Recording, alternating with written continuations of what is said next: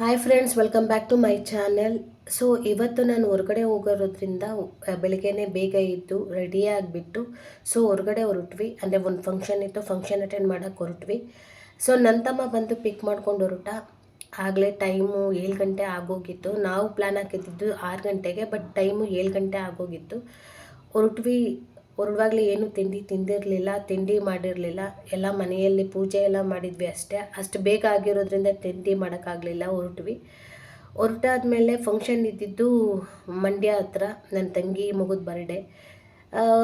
Journey ಚೆನ್ನಾಗೇನೋ ಇತ್ತು, but ಇವತ್ತು full ಜರ್ನಿನೇ ಆಯಿತು. ಅದಾದಮೇಲೆ ಮಧ್ಯದಲ್ಲಿ ಹೋಟೆಲ್ ತಿಮ್ದಾಸ್ ಹತ್ರ ನಿಲ್ಲಿಸಿದ್ವಿ, ಯಾಕಂದರೆ ತಿಂಡಿ ತಿನ್ನೋಣ ಅಂತ. ಅದು ನಾವು ಹೋಗೋದು ಮಧ್ಯಾಹ್ನ ಊಟಕ್ಕೋಸ್ ಆಗಿರೋದ್ರಿಂದ ಇಲ್ಲಿ ತಿಂಡಿಗೆ ನಿಲ್ಲಿಸಿದ್ವಿ. ಇಲ್ಲಿ ನೋಡಿದ್ರೆ ಸಿಕ್ಕಾಪಟ್ಟೆ ರಶ್ಶು. ಭಾನುವಾರ ಆಗಿರೋದ್ರಿಂದ ಸಖತ್ತು ರಶ್ಶು. ನಾವು ಎಷ್ಟು ಆರ್ಡ್ರ್ ಮಾಡಿ ಅರ್ಧ ಅವರ್ ಆದಮೇಲೆ ತಂದು ಕೊಟ್ಟರು. ಅಷ್ಟೊತ್ತರೆಗೂ ನನ್ನಲ್ಲಿಯ ಸಿಕ್ಕಾಪಟ್ಟೆ ತಲಾಟೆ ಮಾಡ್ತಾಯಿದ್ದ. ಅದಾದಮೇಲೆ ನಾವು masala dosa as usual order ಮಾಡಿದ್ವಿ, ಬಂತು, ತಿಂದ್ವಿ. ತಿಂದಾದ್ಮೇಲೆ ನಮ್ಮ ಅಪ್ಪ ಅಮ್ಮಂಗೂ ಪಾರ್ಸೆಲ್ ತೊಗೊಂಡ್ವಿ ತಿಂಡಿ. ಅವರು ಅಲ್ಲೇನೂ ಮಾಡಿರಲಿಲ್ಲ, ಎಲ್ಲ ಪಾರ್ಸೆಲ್ ತೊಗೊಂಡು ಮತ್ತೆ ಊರಿಗೆ ಹೊರಟ್ವಿ. ಊರಿಗೆ ಹೋಗ್ತಾ ನಾವು ಮಧ್ಯದಲ್ಲಿ ನಮ್ಮದು ಮನೆ ದೇವರು ಮಳ್ಗನಪ್ಪ, ಅಲ್ಲಿ ನಮಸ್ಕಾರ ಹಾಕ್ಕೊಂಡು ಹೋಗ್ಬೇಕಂದ್ರೆ ಶಿವರಾತ್ರಿ ಬರುತ್ತೆ. ಶಿವ ಅವರು ಮಳ್ಗನಪ್ಪ ಅಂದರೆ ಶಿವರಾತ್ರಿಗೆ ನಾವು ಅಲ್ಲಿಗೆ ಹೋಗದೇ ಅಂದರೆ ಹೋಗೋಕ್ಕಾಗಲ್ಲ, ಮಕ್ಕಳಿಗೆ ಎಕ್ಸಾಮ್ ಇರೋದ್ರಿಂದ. ಈಗ ಹೋಗಿದ್ದೇವಲ್ಲ, ನಮಸ್ಕಾರ ಹಾಕೊಳ್ಳೋಣ ಅಂತ ಹೋದರೆ ಸಿಕ್ಕಾಪಟ್ಟೆ ರಶ್ ಇತ್ತು. ನೋಡಿದ್ರೆ ಯಾರ್ದೋ ಮದುವೆ ನಡೀತಾ ಇತ್ತು. ಮದುವೆ ನಡೀತಾ ಇತ್ತು.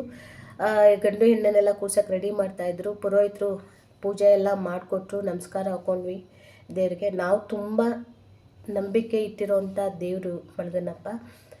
ಅದೆಲ್ಲ ಆಯಿತು. ಅಲ್ಲೆಲ್ಲ ನಮಸ್ಕಾರ ಹಾಕ್ಕೊಂಡ್ವಿ. ಸಿಕ್ಕಾಪಟ್ಟೆ ಜನ ಇದ್ದರು. ಅಲ್ಲೆಲ್ಲ ಹೊರಟ್ವಿ. ಅದಾದಮೇಲೆ ಮನೆಗೆ ಬಂದ್ವಿ. ನಮ್ಮಮ್ಮನ ಮನೆ ಇದು. ನಮ್ಮಪ್ಪ ಸಿಕ್ಕಾಪಟ್ಟೆ ಗರಂ ಆಗಿದ್ರು, ಫುಲ್ ಟೈಮ್ ಆಗೋಗಿದೆ, ಇಷ್ಟು ಲೇಟಾಗಿ ಬಂದಿದ್ದೀರಾ ಅಂತ. ಅವರೆಲ್ಲ ತಿಂಡಿ ತಿಂದರು. ತಿಂಡಿ ಎಲ್ಲ ತಿಂದರು. ಮನೆಯೆಲ್ಲ ನೋಡಿ, ಅದು ನಾವು ಎದುರುಗಡೆ ಇದೆಲ್ಲ ನಮ್ಮದು, ನಮ್ಮಪ್ಪನ ಗಾಡಿ 30 ವರ್ಷದ್ದು. ಅದು ನಮ್ಮ 2ನೇ ಚಿಕ್ಕಪ್ಪನ ಮನೆ, ಇದು ನಮ್ಮ 4ನೇ ಚಿಕ್ಕಪ್ಪನ ಮನೆ.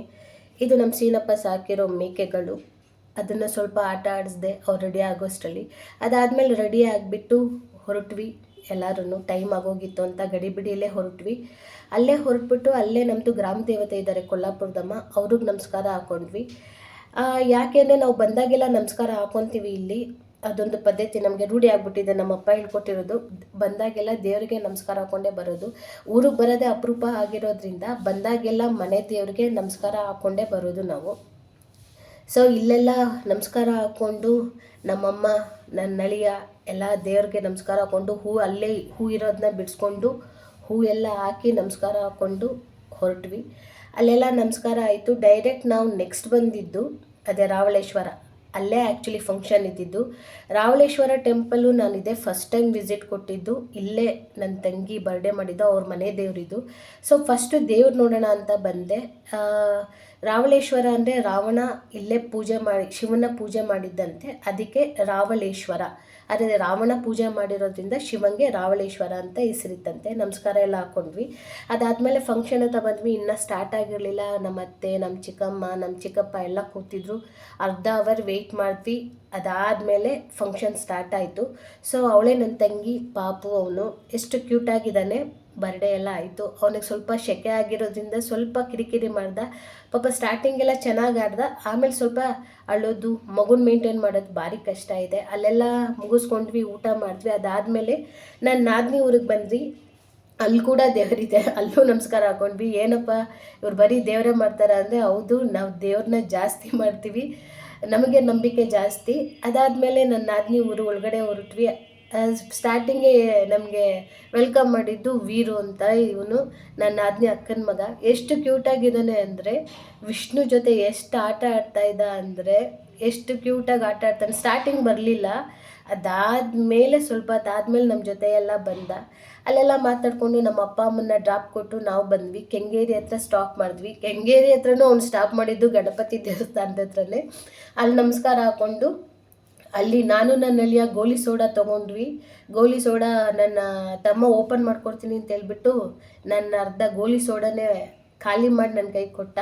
ಅದಾದಮೇಲೆ ಅವರಿಬ್ಬರು ಕಾಫಿ ತೊಗೊಂಡ್ರು.